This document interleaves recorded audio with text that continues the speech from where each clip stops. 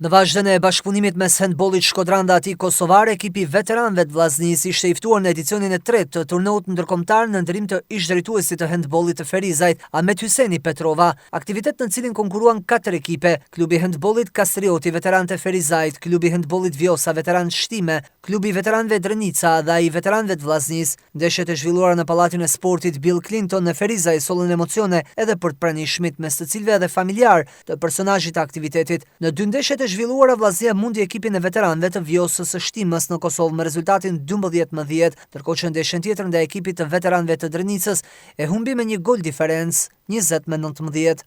Ahmeti ka qenë një donator edhe ka qenë kryetari i klubit me vitet tona edhe te meshkujt edhe te ekipi i femrave, edhe ka dhonë shumë për handbollin e Ferizajit. Është nder i madh që Shkodra me sa vite është prezente këtu në Ferizaj.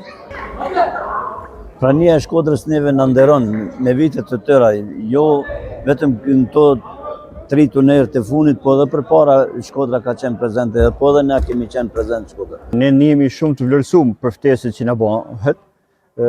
Jemi për të 3-tin vit rradhës të ftuar në këtë turne që marrim pjesë. Mendoj që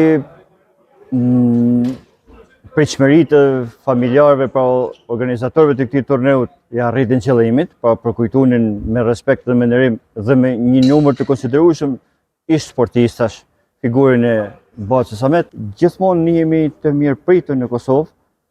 Mendojmë që kemi disa vite që bashkëpunimit, të cilët në të një marrëdhënie miqësore dhe shoqërore me njëri tjetrin dhe me ekipet e Kosovës, janë mjaft përpara se sa ne aktualisht me handbollin, meqenëse handbolli në Shqipëri nuk po kalon vite shumë të mira.